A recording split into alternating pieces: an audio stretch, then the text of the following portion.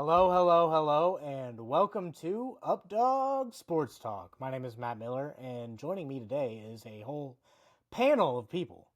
We have Justin McGovern, co-host. We have Intern Tones, and we have special guests, Chicago Joe. What's going on, fellas? I like how Chicago Joe is just becoming his moniker now. It kind of works though. It works. It works. I think I like Intern Tones a little bit better though. No. Chicago Joe. That's all you. I mean, guys, like football is. Preseason is. We're 4 days away from preseason. You know. Technically, it already passed. Yeah, Hall of Fame game. Sure. We all forget about the Hall of Fame game, but they don't broadcast it, right? So it's like, call me. Justin, what are we talking about? Well, as you can tell by the fact that we have Chicago Joe on the show, we are talking about the NFC North. And look at that. Friends don't let friends be Packers fans. We'll see if any Packers fans have an answer for that one. Matt, what are we? Who are we and what are we about? We are Updog Sports Talk. We stick up for the little guy. Hence why Joe's here. And we got our start during COVID. Some news broke today that ESPN and the NFL, or I guess it was yesterday, they kind of have a partnership deal where the NFL gets 10% of ESPN and ESPN gets NFL Network. It's pretty much just becoming a one company, one entertainment company kind of media, and we're here to throw a wrench in that whole thing. We like sticking up for the little guy. We don't just like talking about the Patrick Mahomeses and Lamar Jacksons, Joe Burrows, and whatnot. We like to talk about the third string quarterback for the Chicago Bears. We like to talk about FCS all the way up, and NAIA. We'll talk about it all. So sit back, relax. Updog Sports Talk is here to put you to sleep with the NFC North. No offense to Joe Burrow, though. Joe Cool all the way. Yeah. So I guess we can just kick this thing off. Joe, Bears. Let's hear it. You got any thoughts about him? Ben Johnson's the guy, man. I don't know if Caleb Williams will work out or not, but Ben Johnson, I think the whole demeanor he's brought to the organization in the building, it's night and day difference. The confidence, I don't want to say like Belichickian, but it's like he has this kind of like hard-nosed, hard-pressed like attitude about like, we're going to do hard work and it's not going to be fun and it's going to suck, but then it's going to prove out to like when wins come our way. So I think a lot of people have become enraptured and enamored with him, and it's showing in the city. There's a lot of hope. Again, like everyone wants the hopium, right? Like right in the veins, but we can only hope for more. So bring it on. Well, they are making strides. They addressed a bunch of needs in the offseason. They brought in huge strides. Say what you want about Zacharias. He's a solid number 3, number 4 receiver. Brought in Miles Boykin. They drafted Luther Burden III. I can imagine he'd get the nod. Right now he's listed as second on the depth chart, but they brought in Joe Tooney, Drew Dahlman, Jonah Jackson, 3 studs to kind of shore up the offensive line. You brought in Grady Jarrett, Deo Adebingbo, and then some guys here and there to kind of fill the void. Justin, who'd they draft? Yeah, Justin, who did they draft? Justin, you're muted. He's going to town, though. Come on, Justin. He's teeing off right now. Whoops. Yeah, so you mentioned Luther Burden. That was a really good pickup. Like, I thought that was a huge steal for the Bears. He was a guy that I kind of had pegged as someone who could potentially go late in the first round. And I know potentially some character issues may have gotten thrown out there about him. When Connor Cook got hurt last year, things kind of went south for Missouri for a few games. And he kind of got docked for that. But I think he's going to end up being a pretty good receiver for the Bears. Colston Loveland fills a huge void at tight end. I'm very excited to see how he turns out. I know intern Tones is excited about him as a Michigan man. But yeah, he looks like pretty good. Kyle Monangai, the running back out of Rutgers, he reminds me a little bit of a bit more of an athletic, coming from the same place. He can do a little bit more out of the backfield. I mean, Pacheco kind of developed into that, but coming out of college, Monangai is a little bit more ready for that. I think he was very underrated too in the 7th round. And then I'm a huge fan of Shamar Turner. I think he was a little bit more productive than some of the other Texas A&M linemen that went ahead of him. And then Za Frazier out of the UTSA Roadrunners was a guy who was very underrated that I was very high on this draft. So overall, like, I think the Bears did a really good job in this draft, giving Caleb Williams more weapons to work with, kind of building a little bit more depth in the offensive line, hitting more depth in the defensive line, and then also at corners. They made a lot of good moves here. I'm a big fan. Definitely. Yeah, and Tony. Don't forget they brought in Dennis Allen as defensive coordinator. I think That was huge. I mean, Definitely. Not only does he bring head coach experience to support Ben Johnson, but I mean he's a really solid defense coordinator in his own right. So, I mean, Ben Johnson's got a good staff here.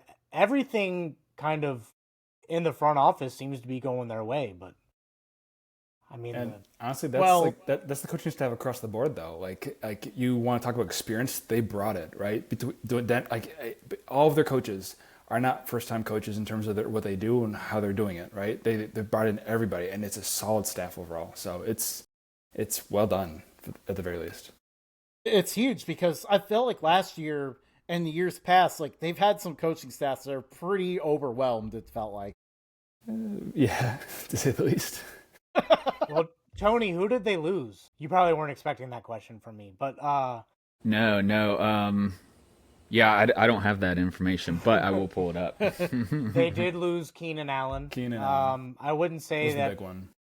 I wouldn't say with his production that was a huge loss. It was the experience in the locker room that you're losing.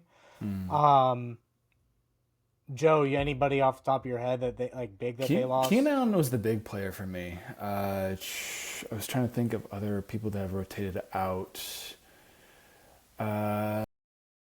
They kind of got rid of who they needed to on defense. They didn't really get rid of anyone big. No. Not off the top of my head, at least. But I mean, they're putting together a solid defense. I mean, not quite what they had a handful of years ago, and not quite what they had definitely in the early 2000s. But Right. they're starting to bring that Bears defensive grit back. True. No, Can we talk about how, wasn't it before the trade deadline last year that the Bears traded for Montez Sweat from the Commanders? Yep. Yeah. Yeah, that was a big move. And then don't forget last year was when they brought in Tremaine Edwards and Tremaine Edmonds and Tremaine Edmonds. Yeah, I get them confused. I was bringing up to a friend. Edmonds, Edwards. Who are you talking about? I'm like, they're also like next to each other on the depth chart. Well, and they were also signed at the same time too, so they came in around the same time. So it was just kind of blended. The only thing I can remember is that TJ Edwards is a Chicago homer. So that grounds me a little bit, but that's all I can. I always flip them. I always flip them. I do think that Jalen Johnson, who's hurt right now, just for everyone's edification, and Kyler Gordon, I think that's a dangerous duo. I think both those guys. Definitely. And then you put Kevin Bayard, who has a lot of experience back there. You put him behind. So I think Dennis Allen has the pieces to make this team look great. Definitely. I think the biggest headline is Caleb Williams going to get this done? It's now or never. I mean, this is when we find out.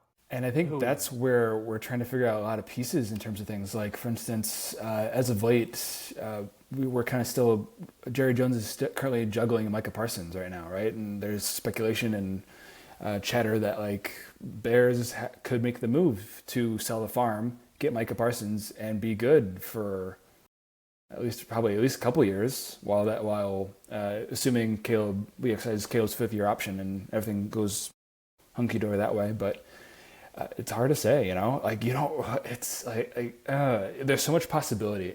But I think it kind of reminds me of Justin Fields' sophomore season, where and I guess again Caleb's sophomore season too, right? But at the same time, it's all kind of bunkering down on is this the guy? We're giving him the weapons. We got him from Madunze. You got him a line. You got him a decent defense. We have a former defensive head coach that knows how to run things and caters to that. And everything seems to be lined up and teed up in a way that is available and ready for the taking. You didn't just get a tight end in Coastal 11. You got a suitable weapon that is versatile, that can block, that can catch, that can do a lot of things and complement the offense in a lot of ways.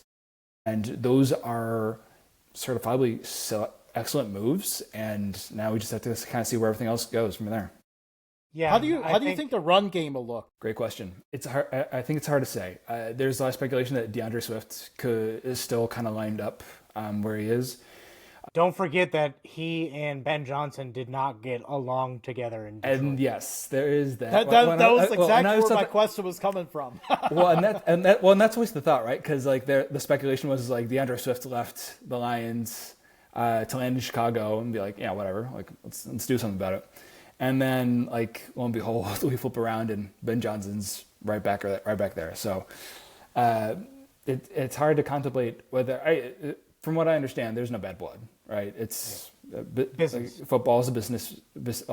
Football is another industry of business in terms of things. So you have to be professional. You have to go through those moments. And I mean, who knows, right? But at the same time, the backfield itself, rumors are, Roshan could definitely step up. And you kind of wonder how things can be addressed from a fantasy perspective.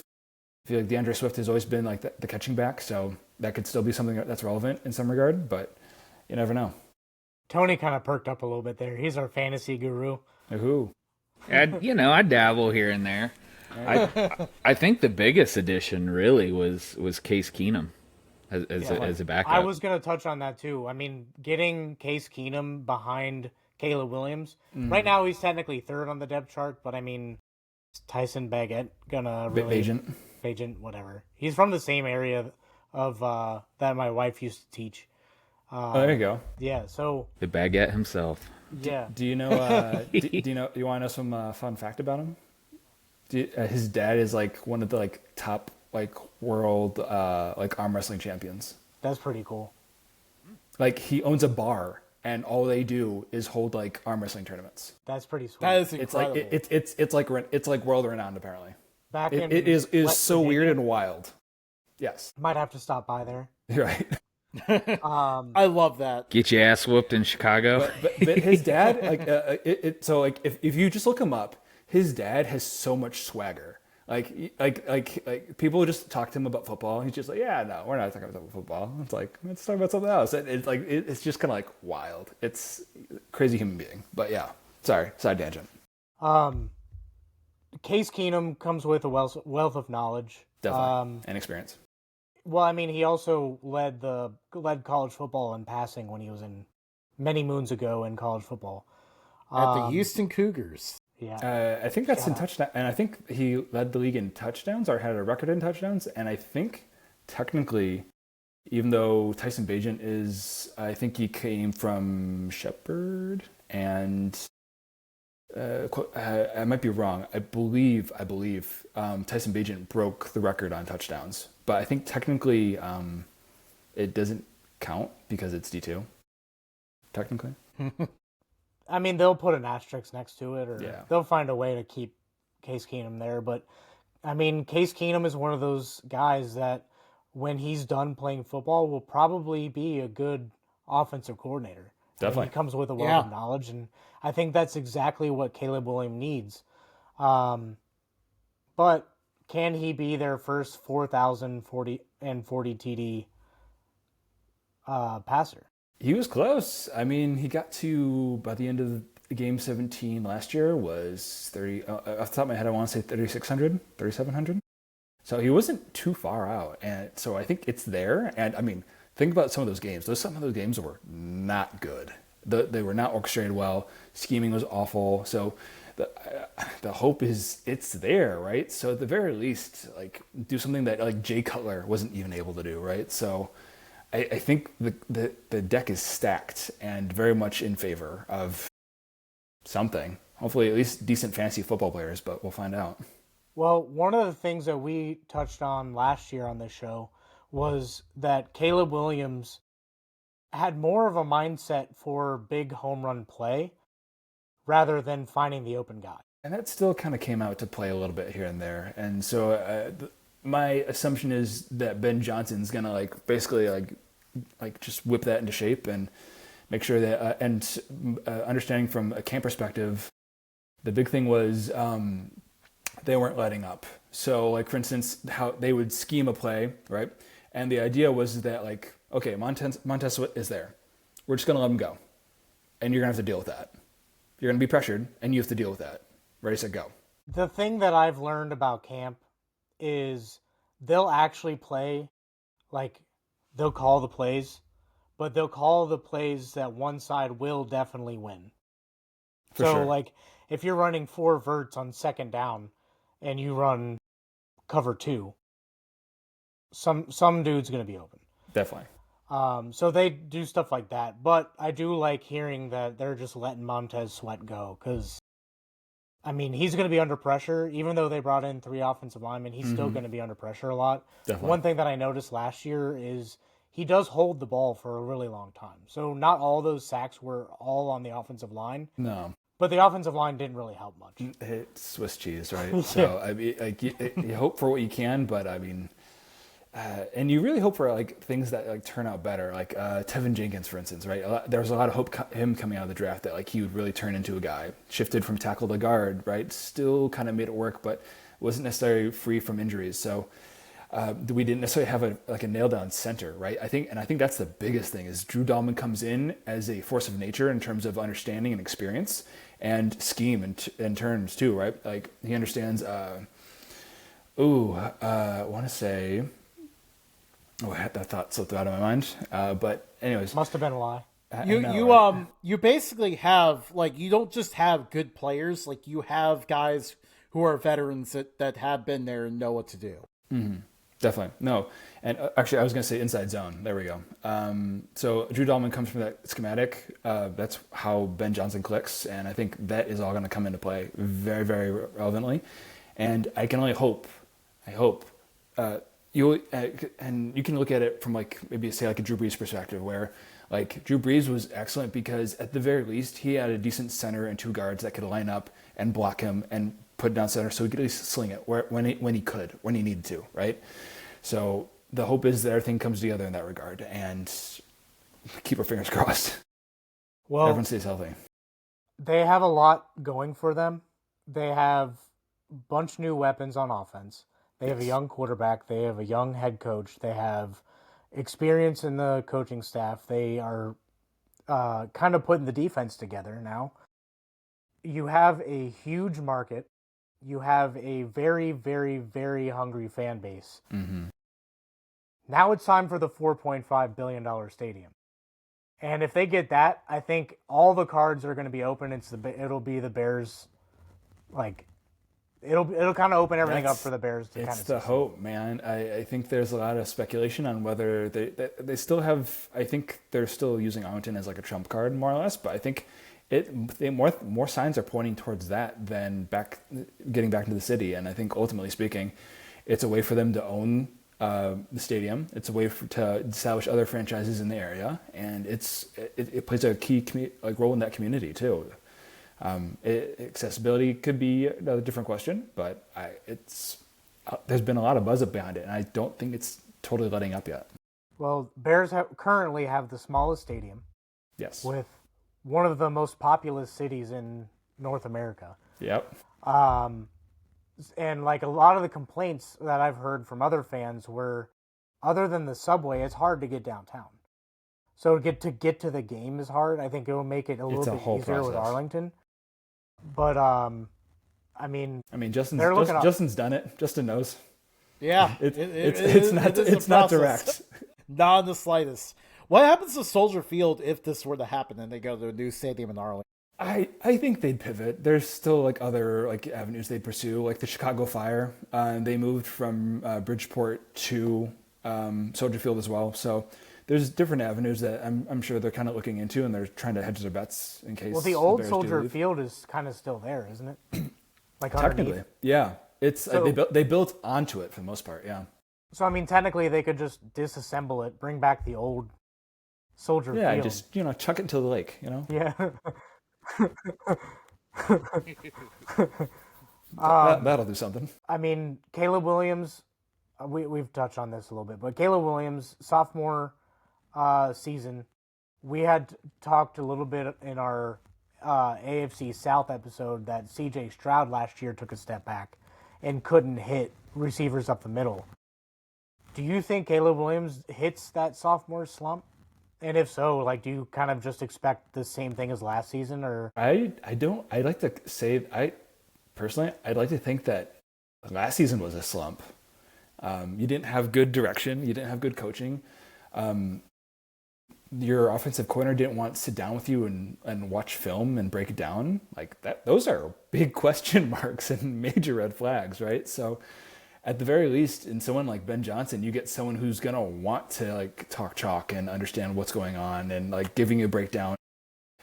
He's got that computer science background, right? So like I would say at the very least, like devil's in the details, and Ben Johnson's on that side. So I could only hope from those perspectives that is something that can at least bolster Caleb and get him to a point where he's at least competent. I'm hoping for, at minimum, a step above Trevor Williams. That's all you really need. You just need a decent quarterback who can make passes down the middle, short yard game, long yard game, and be able to play different sides of the ball and make that easy, or at least doable, right? Get it to your playmaker, have them make the play, you get it there, right? I think when we look at the investments that they've made, they really focused on making sure he's not the third all-time sacked QB. Like they're trying to help that out a little bit.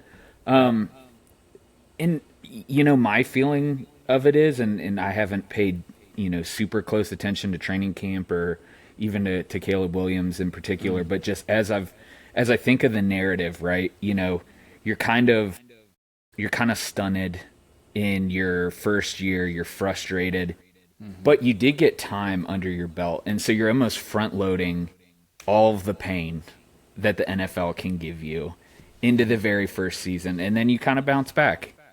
If he feels like he has more to give, he may come out hungrier. True. No. And I think so. Speaking of narratives, right? Like you have to understand that like I'm sure you guys heard about this past season or past off season, but so a story came out about like how like Caleb Williams was considering like voiding the draft and like opting to go to like CFL or taking the year off or something to like not to basically get away from the Bears.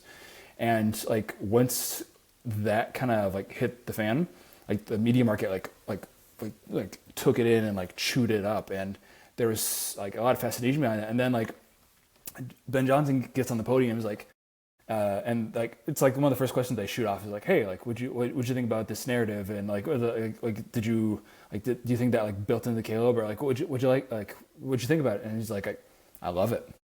I think it tells like the best story, right? You go to a place where like you're down, you're not necessarily thinking that things are going to go well. Your first season doesn't go well. You're expecting to kind of like hit the ground running, and it doesn't go well for you, right? But then you give the chance to turn things around. You go for passing yards and being a record holder for a franchise that like has a lot of belief and hope behind it, and like that fuels a lot of people. Again, Ben Johnson like handled those types of situations perfectly, and I think that's the tone that the team is really hitting. Is what we're doing is not necessarily going to be easy or easy to come by, but the idea is that like the harder we work, the easier things will become, and we're going to pay off in that regard. Where do you see the Bears finishing? That's a great question. I would say I don't. Maybe so realistic expectations. NFC North is such a fist fight. It is such a fist fight. I feel like the NFC North and AFC North kind of like have that overlap in a way, because it's not easy. Realistically, it's tough. I would argue overall, I think the Lions slip. They don't have the top-notch coordinators that they did before, so I think we'd have to, if I would like kind of rank the NFC North as a whole, I might say probably Vikings, Lions, Green Bay, Bears, realistically. Now, take that with a grain of salt, right? Because between the Lions, Vikings, and Packers, all went to the playoffs last season, right? So I could make the argument that like Bears could be on the bubble for that, and you never know what could go their way. Well, that is the Bears. Yeah. Yes, it is. We do have to cover other teams, but we are whelmed. we do stick up for the little guy, which is why we spent a ton of time talking about the Bears. I mean, Caleb Williams doesn't need to do a whole lot to get a statue outside the stadium. No, just winning record at this point. Yeah, probably. Well, we're gonna move on to our next team. Joe, are you hanging out? Yeah, for a little bit. Okay. Well, it is their arch rival, the Green Bay Packers. Had to be. Oh yeah, had to be. Of course. So pull that up again. Packers didn't do a whole lot in terms of free agency. They brought in Aaron Banks at left guard. Solid, but I think there's still room for improvement for him. The rest, and Nate Hobbs at corner, Isaiah Simmons at will. The rest were just backups. They didn't really touch on a whole lot. So are we just hoping that they stay healthy, or what are we doing with the Packers here?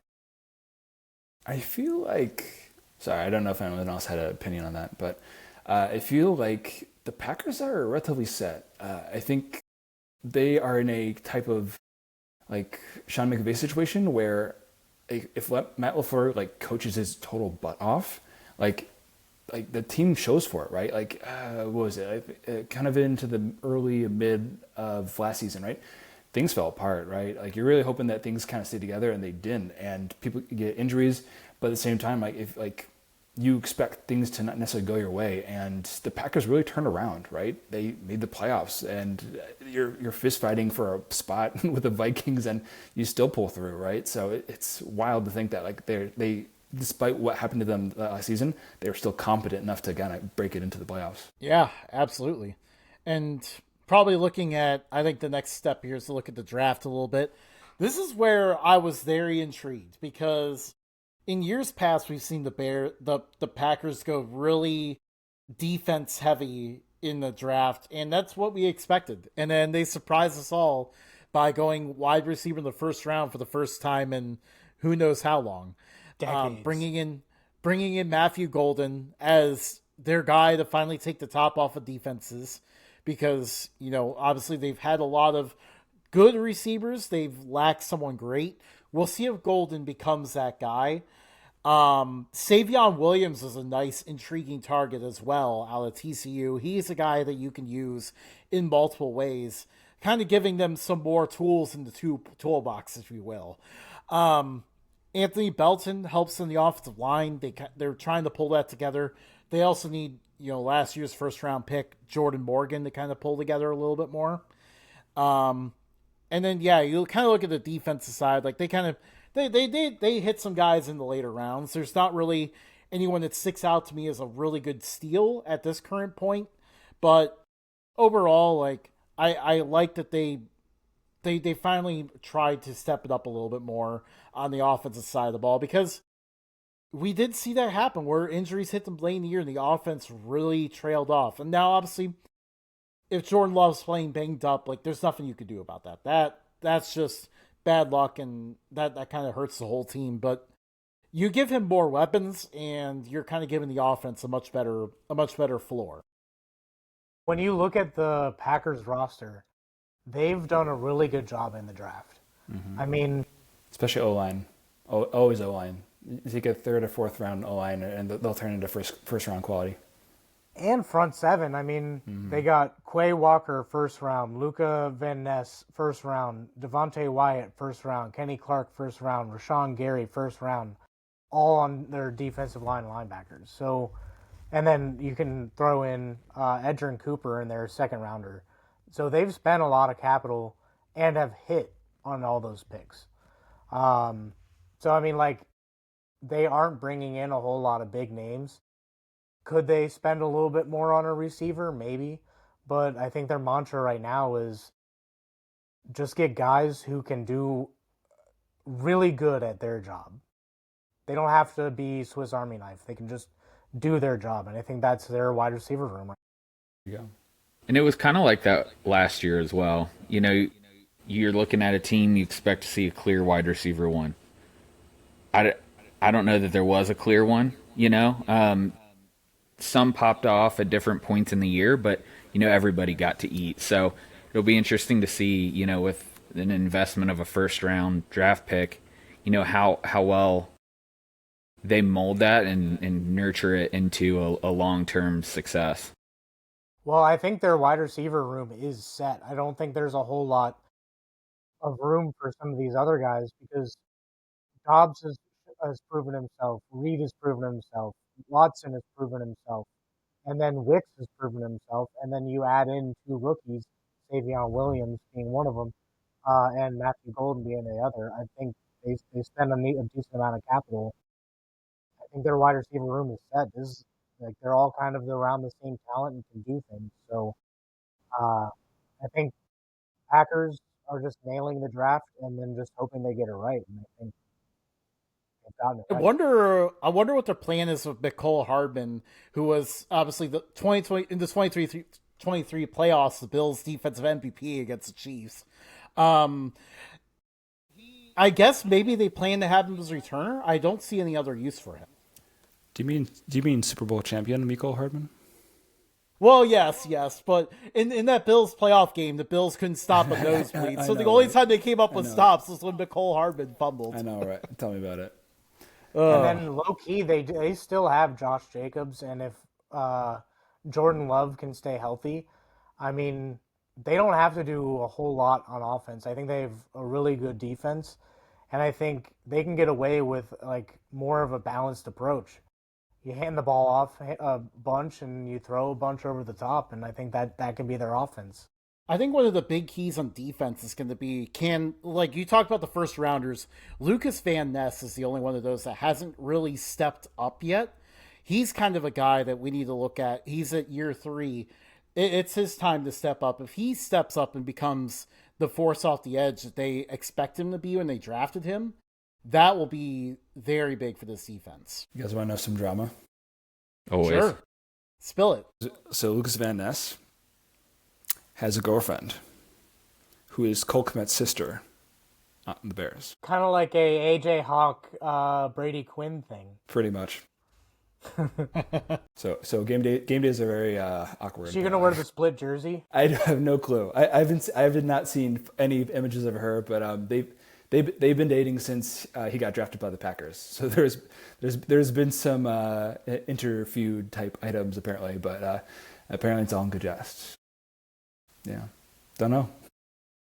Well, I think I think they didn't really have to do a whole lot. I think they have a lot of players under contract that can do stuff for them. They just had some small holes here and there, and I think they filled definitely the receiver room. I mean, from a Bears fan, I guess the perspective maybe we'll put it this way. I think one of the big keys this year is Jordan Love has to take the next step as a quarterback. So let's kind of pull around the room here. Joe, you can go first, then Tony, then Matt, and then myself. Do you think Jordan Love gets it done this year? I think Jordan Love's already made the next step. Relatively speaking, I think he just has to stay healthy. And I think that's a whole other battle in and of itself. I mean, he came out slinging that first year after Aaron Rodgers left, and like he really made a presence and name for himself. And I think he solidified himself. You hear Bears fans like crying all over Chicagoland because for the third decade in a row, Packers seemingly have all they need in a quarterback. Like, I mean, Bears have been through like 20, 25 different quarterbacks now. So yeah, we're all crying in corners, right? We're dealing with it in our own ways, and we're just trying to stay mentally positive and just hanging on. Again, you really hope like Caleb Williams does it, but at the same time, you can't help but just be like super jealous that look at the Packers, be like, you're on your third quarterback in 3 decades. It's like, come on. That's not fair. That's not fair at all. Yeah, I think Jordan Love is one of those guys. He's kind of, I don't know that he's like really in your face about it, right? Like he kind of seems like he's doing well, but you don't hear a lot of storylines. There's not like, oh, he's breaking out. There's not a lot of hype around him. No storyline. He played 15 games last year. 63% completion, 3,400 yards almost, 25 touchdowns. So, I mean, he's getting it done. When you, after Matt was talking about the receivers, I was looking at their wide receiver room, and, Jaden Reed had over 1,000 yards when you combine rushing. But then other people were eating too, the Christian Watsons, the Romeo Dobbs, and the Dontavion Wicks. So, I think they have the weapons. I think they are trying to protect him. So then the next thing is just to do the thing. Yeah. Yeah. Go ahead. It's my turn, Justin. You literally said I go after Tony. I think this is a year where, because Jordan Love is a guy that just kind of fades into mid-pack. You just kind of forget that he's there sometimes. And then all of a sudden he comes out and then kind of balls out and gets the Packers into the playoffs. I think one of the things, other than staying healthy, is consistency. I think now that he has a few more weapons in the offense, I think he can be a little bit more consistent, because that's what we saw from Brett Favre. You knew how many interceptions he was going to throw in a year, but you also knew how many yards he was going to throw. And then Aaron Rodgers, hey, what's going on, Bobby? What's up, guys? How we doing? We've made it to the Packers. I'm sorry. Bears and Packers all we've gotten through so far. We're just saying that Jordan Love, this year, if he can stay healthy, he might be able to get pretty far into the playoffs. Or at least that's what I'm saying. I mean, against the Eagles, they only lost 22-10, whereas most of the rest of the teams, Eagles put up some big points. So a lot has to be said about that. Yeah. And they went on a pretty decent run in the 2023 playoffs. What I was wondering is, can we start to see him play to a level where everyone has him consensus top 10 on the list? That's kind of where the next step lays for him. But I think he could get there. I think Matthew Golden is kind of a good piece that can kind of help them along the way. So I guess question for you guys then, kind of poking into that a little bit, in terms of maybe fantasy relevance, where does someone become the guy, or does this become more like Kansas City Chiefs 2.0, where there's no guy, and relatively speaking, the only person you probably want that's fantasy relevant is the quarterback, and you can't really bank on having Golden or Watson or someone necessarily nail to be a consistent receiver or big or boom or bust maybe type player instead. Yeah, I think Jordan Love, he's efficient. Right. Not consistent, but efficient. Definitely. So I think that's the name of the game up in Green Bay. You need efficiency to do well there. And I think he learned a lot from Aaron Rodgers. And I think from a fantasy perspective, he may not be close to the top. I would probably have him be my second tier quarterback. If you have a solid receiving room, you could get by with Jordan Love a little bit, but I wouldn't bank on Jordan Love. Jordan Love secretly and quietly was a monster in fantasy the last couple years. And I say that because when I look at their, wide receiver room, I'm kind of like you, Joe, who's the guy? Who is that number one that they're throwing to? And, they may have emerged, but it hasn't been one of the big names. So that's always kind of a question mark. to see if that relationship stays. Very much so. Well, I mean, we can kind of wrap up with a neat little bow. The Packers. I think we've covered all the bases with them. They're pretty short and sweet. Unless Bobby, do you have a perspective of the Packers? Well, like I'll say, I came into this conversation a little late, but it revolves around obviously Jordan Love, his consistency, and the accuracy that he has. But the running game is so huge for them, and Josh Jacobs could have a very very solid year once again. He's a really talented. Yeah, I mean, there's not much to say about the Packers. They are what they are. Not much is going to change that. So I guess going to kind of a question mark in the division is the Minnesota Vikings.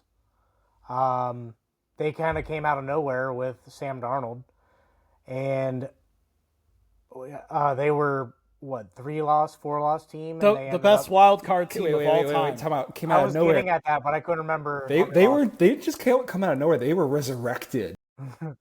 Like JJ McCarthy got injured, and they're like, "Oh no! Like we are so done." Nowhere is like an understatement. They truly like popped up out of the grave that was like the ground, and were like ready and standing. Well, God bless Kevin O'Connell. They noticed the shortcomings from last season. I mean, I think we all did. Yeah. So they dipped into You're welcome. Indianapolis and just stole two offensive linemen, Ryan Kelly and Will Fries. Then they go get Jonathan Allen, probably the most underrated signing in the offseason. They get Javon Hargrave and Isaiah Rodgers. Jeff Okuda. They got quite a few guys. Rondale Moore. They kind of filled a lot of needs with free agency. So, Justin, how did they draft? So I like their first round pick. They went to that offensive line once again. You mentioned already signing the Colts guys, but then drafting Donovan Jackson, another big, massive man at guard to help them carve out run lanes, and also just make sure that we're not seeing them get sacked 10 times in a game in the playoffs this year, because that was just a giant mess last year in front of everybody. Ty Felton was kind of interesting receiver out of Maryland they picked up. I think he's a guy that could maybe prove to be a pretty good depth piece at least, or someone who could even become a high upside playmaker down the line. I'm very curious to see how that develops. And then overall, the rest of them, kind of some more depth pieces a little bit. I was a little bit surprised to see Kobe King go so low, but other than that, like I think they didn't have a lot of picks, and they did a decent job with them. Yeah, they only had 4 picks. But getting back to the receiver room real quick, just a little footnote here. Jordan Addison suspended 3 games. So Felton and Moore are probably going to get quite a bit of playing time with Addison out. And so McCarthy's going to have to get on the same page as those guys if they want to get a good early start to the season. I've heard he's tearing up camp, though. People are saying he's the real deal.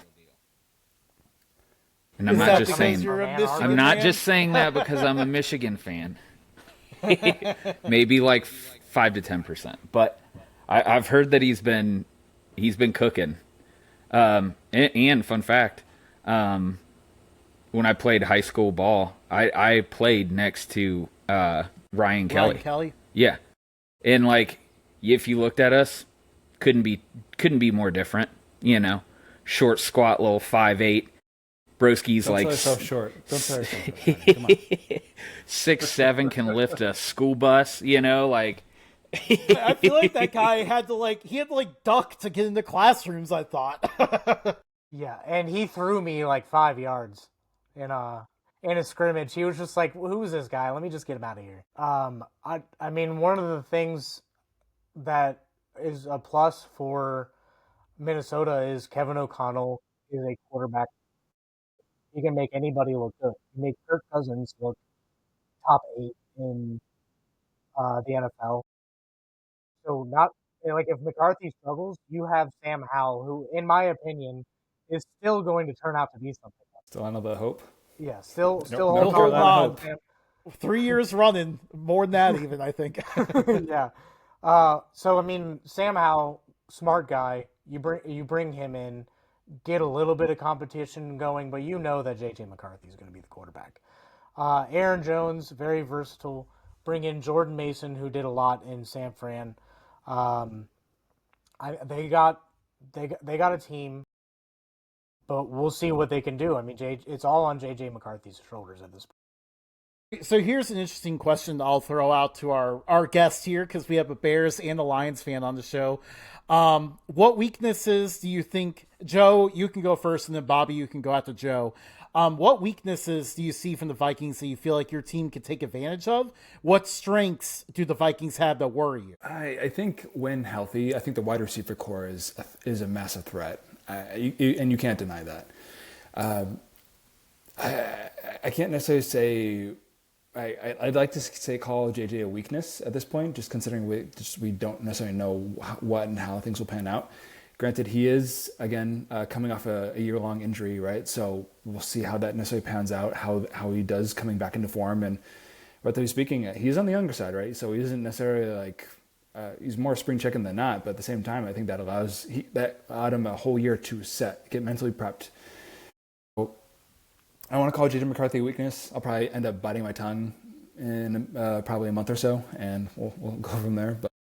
But relatively speaking, things to take advantage of, not a whole lot. I feel like the Packers, along with the Vikings, have relatively set teams, and it's really hard to necessarily nick. You can nick and cut here and there, but there's no big chink in the armor where you can necessarily take advantage of that fully. Bobby, any thoughts? Well, I mean, any team that's coached by Kevin O'Connell is going to be ahead of a lot of other teams because he's one of the best coaches in the Very NFL. True. And then you have Justin Jefferson, who's the best wide receiver in the NFL. You're going to be in a good place. I think a potential weakness for them could be the secondary, where they have some older guys. So you kind of go through the process, and you got to just see, like, okay, are they going to fall off a little bit? That could potentially happen. And speaking from experience, if you have Jeff Okudah playing, you're going to struggle. Bit of a curse, they say.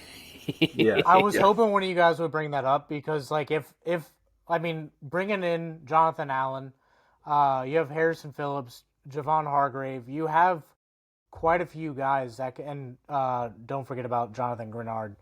You have quite a few guys that can get after the quarterback there.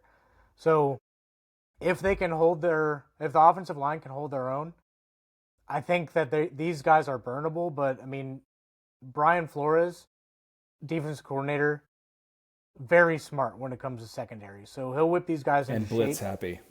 Very blitz blitz happy. Yes. I don't think anybody loves blitzing more than him. Yeah, it really makes the quarterback think. Yeah, and Harrison Smith still doing it at a high level. It's pretty impressive. Yeah, another one of those Notre Dame guys that Matt was excited to talk about, I'm sure. Yeah, Notre Dame guy, got to throw him in there somehow. But he is still one of the best safeties in the league. So there you go, locking it down. I think one of the big things with the Vikings throughout their entire history has been special teams. So I guess the biggest question mark, in my opinion, is how are their special teams going to look? Can they get consistency from the kicker? I mean, they've been struggling at kicker since the Blair Walsh project. Even before that, dude, since Gary Anderson missed that kick, I feel like their special teams has been, you know? Yeah, and it looks like Ty Felton is someone that they're planning to have a kick returner, and then Rondale Moore kind of brings something to the punt return game, so we'll see how that works out. Yeah, I mean, the Vikings are a team that they're either going to be really good or middle of the road. I don't think they're going to be terrible just because their defense, I think, can hold their own, and I think they have two guys in the quarterback room that if one struggles, the other can step in. But I think they're either going to be what they were last year or they're going to be like picking 14th. I think another thing with them is like no kicker. They go like they've won a lot of close games over the past handful of years. So then it's like, is that going to kind of like even itself out? That's a good question, actually. Like, is it actually going to even itself out? Because you saw, I'm trying to let me try to get the years straight. 2022, they won a ton of one-score games. 2023, all the one-score games went against them. 2024, they flipped back to winning all the one-score games. So it is interesting. Like, what does this look like if they are just only winning like half of their one-score games? Live by the sword, die by the sword. That's what that is. I mean, who doesn't remember the 2022 the comeback against, I think it was the Colts, was it maybe? Yeah. Like, No, it was not. Oh yeah, I think things have to balance at some point, right? So Yeah. who knows? But then again, Kirk isn't on the team anymore, so I guess trends maybe don't necessarily kick off too well. Well, we can move past the Vikings, and we can go to one of the best teams in the NFL. One of the teams that you kind of just want to root for because they've been the little guy their entire existence. The Detroit Lions, coming off of an excellent season last season. A little bit of disappointment in the playoffs, but, I mean, we won't talk about that. They didn't have a whole lot to address, but I think that they brought in a lot of guys that can add to depth. So, Justin, I guess their biggest acquisition was DJ Reed. I think that will be very helpful.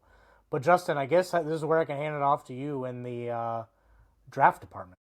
Yeah, because this is where the last several years the Lions have really starred. You know, they've been nailing all their picks, and I think they did a good job again. Tyleik Williams helps on the defensive line. They really need someone who can get after people other than Aiden Hutchinson. You know, we saw that last year.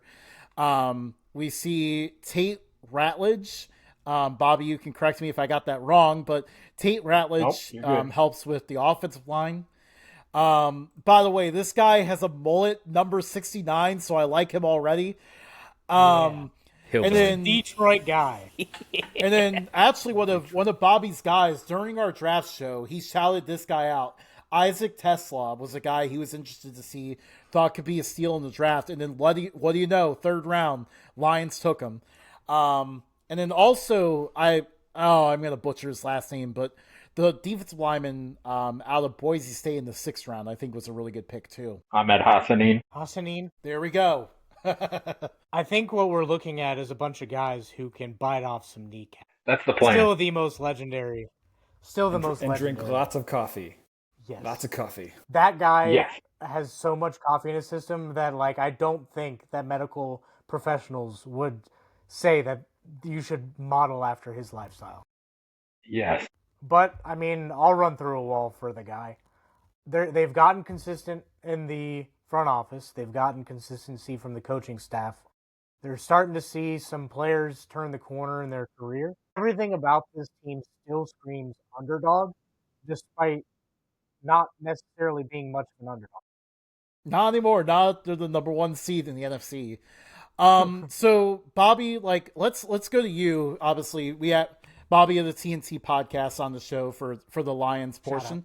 So we didn't get to shout you out before, but as a Lions fan, like, what excites you the most about the team besides Motor City Dan Campbell? Obviously, all of us get excited about him, but what excites you in terms of strengths for this team, and then what weaknesses worry you the most? Well, what excites me is, like, I've been a Lions fan my entire life. I was 2 years old in 1991 when they won and went to the NFC Championship game.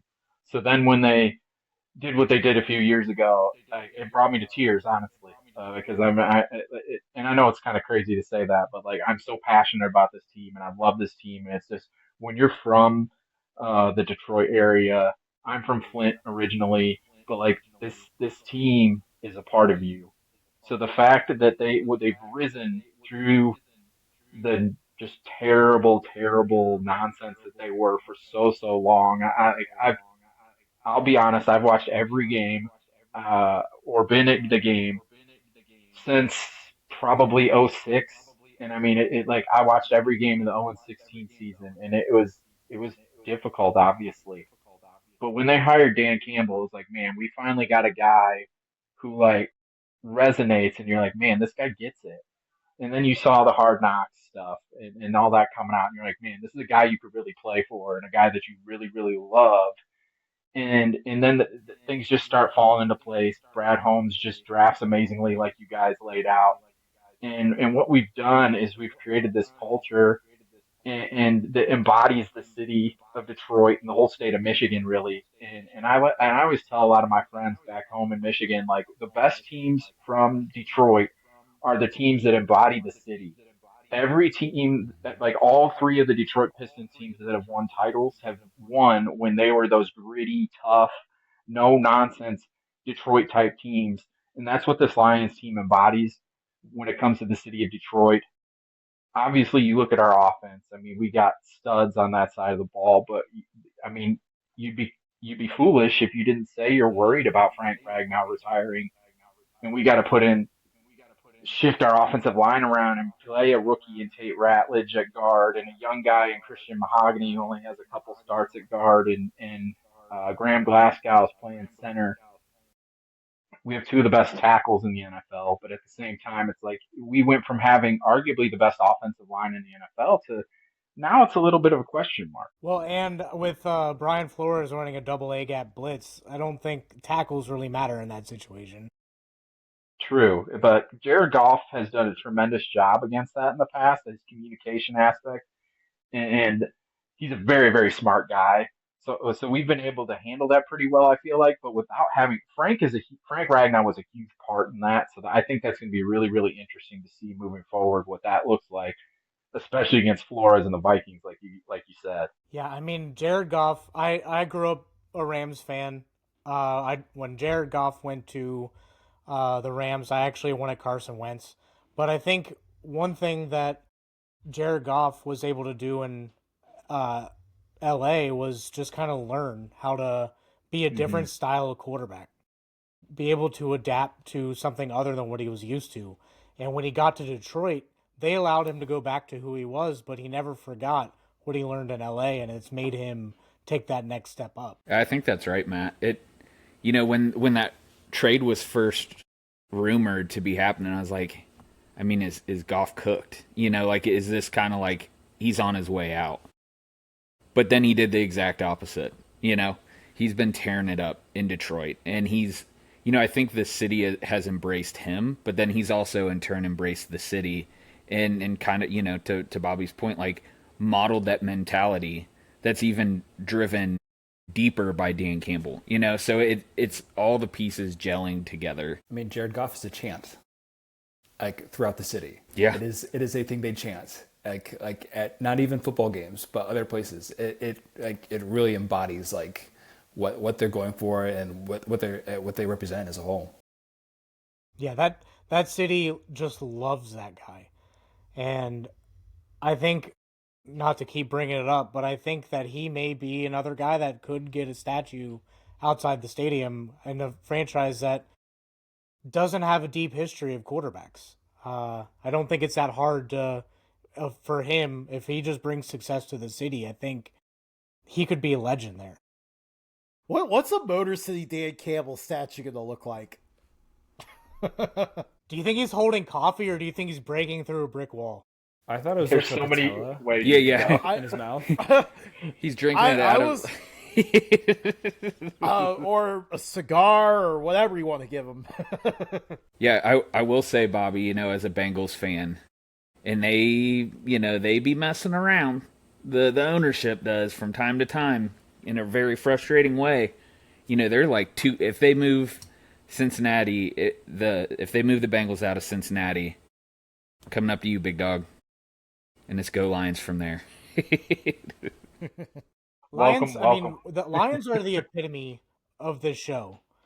Lions are everything that we stick up for when we talk about sports. I mean, their last prior to the last year, their last playoff win was 1957.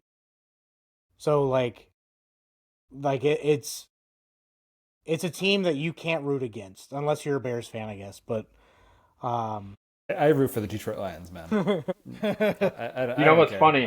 There's so much heart. I live in Illinois now, and my wife is a diehard Bears fan, so we have some fun with that.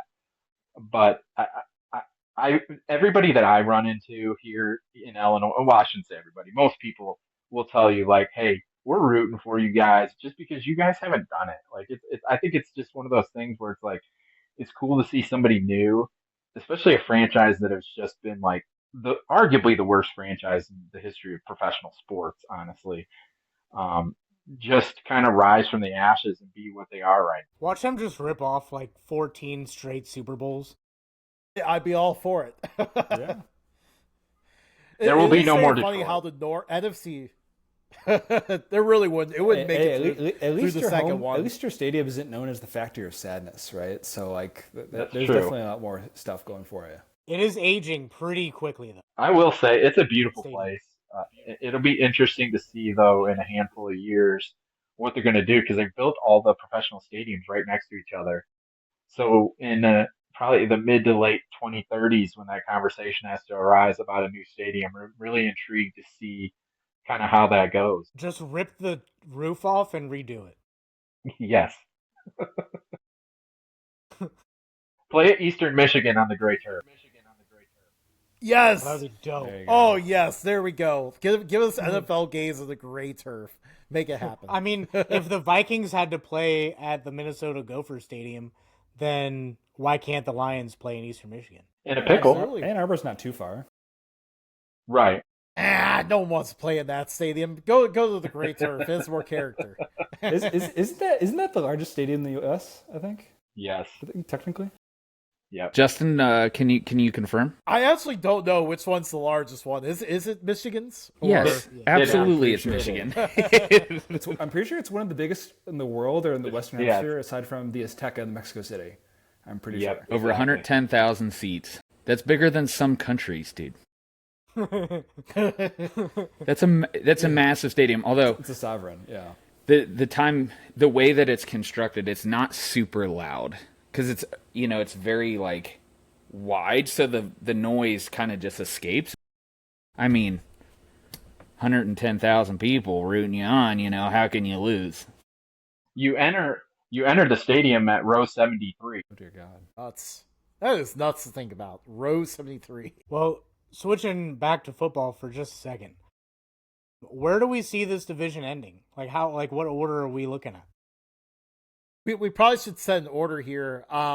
We'll let the guests go first, and then Tony, and then Matt, and then I'll put my order last.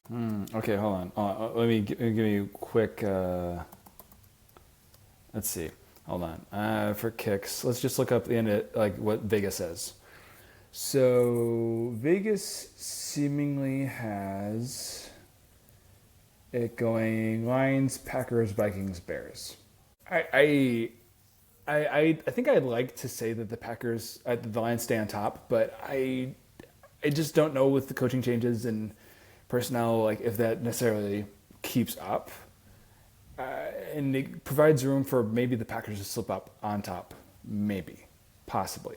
But aside from that, I think that's how it's going to go. I think the Bears most likely remain down at the bottom, and the top three try and duke it out in some category or another. I was going to say that exact same order, honestly, but I will say, like, this division is so competitive that I think it's going to be really, really close no matter what. The Lions aren't going 15-2 again.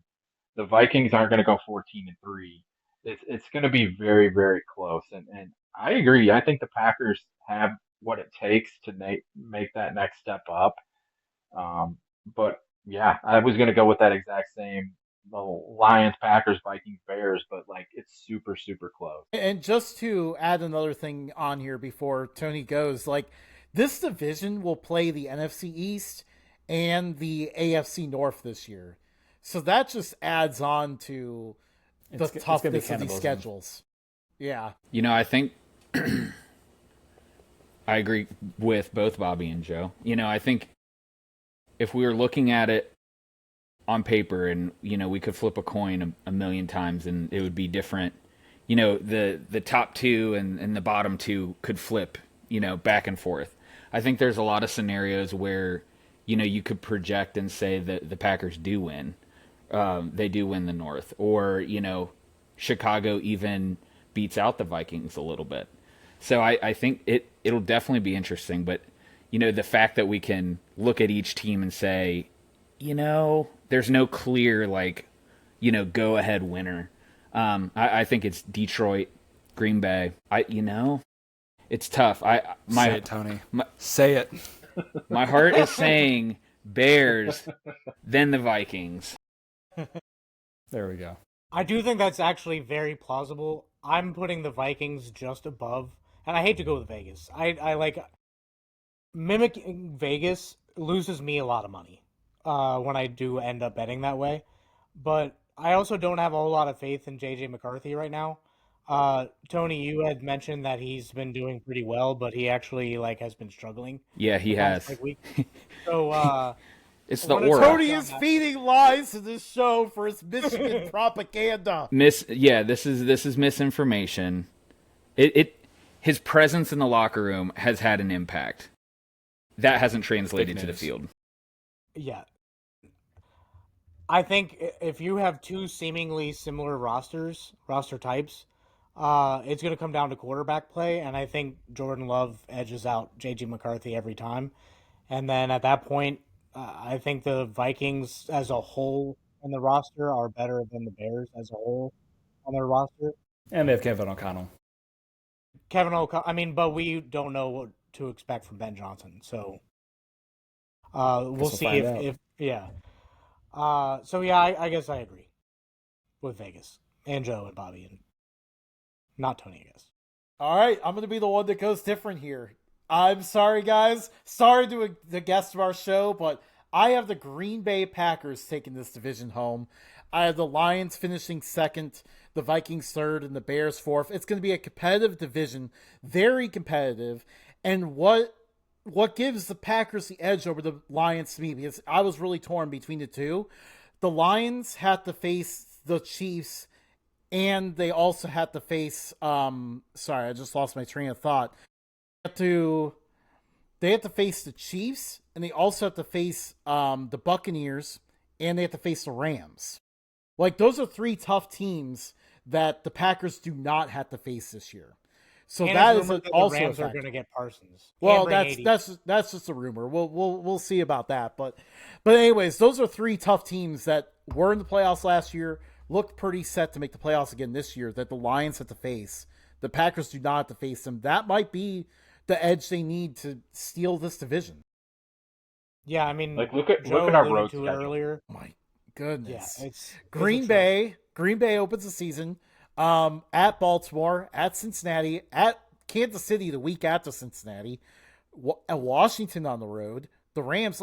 Not only did you draw all these tougher teams, but you play them on the road. And the NFC North and AFC North are just rock fights. Mm-hmm. And to not just add to rock fights, it's full blown street brawl. Yeah, and when you play in Chicago, at least you get the elements. The others, not so much. At Green Bay, I guess. But I feel like that's a dig. I like weather. We're waiting on this new stadium, Matt. We're waiting. We're getting there. Well, that is our NFC North episode. Chicago Joe, thank you for joining us as our Bears correspondent. As always. Bobby, gonna give you a sec to plug the program if you want. Well, thanks, guys. As always, appreciate joining you. For those who don't know, I host the TNT College Football Podcast. It's a national college football podcast. I've become connected with a lot of UConn football and their fan base, so I cover UConn a lot as well. Currently, I'm going through breaking down. I do this every year. This is year 5 of breaking down every FBS program, all 136 of them. I believe I'm on number 107 or whatever it is today. I mean, it's quite an undertaking, but it's a lot of fun, and I love it. And I'm looking to potentially produce a magazine next year with it all, so we'll see how that goes. I haven't announced that to anybody yet, so I guess I could. It's an exclusive. It's in the works potentially. Heard it first here, folks. Yeah. So is this like Dane Brugler's The Beast, but in college format for college teams? A little bit, yeah. I guess you could say that. Yes. Okay. There you go. I'm a former coach. So I kind of dig into more of the coaching and player aspect, I don't go into much of the gambling and those type of things. I kind of look at it more from this is the overhead view and what we could potentially see happen from that perspective, and I kind of dive into it. Very cool.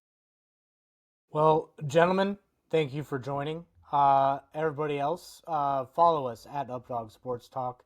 Bobby, what's your handle? At TNT College Foot 1.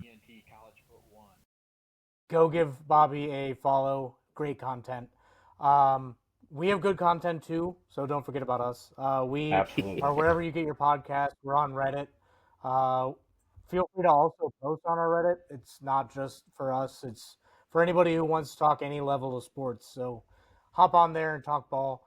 And then, yeah, we'll catch you guys in the fall when we start doing our live shows and our AFC North coming soon. So thanks, guys.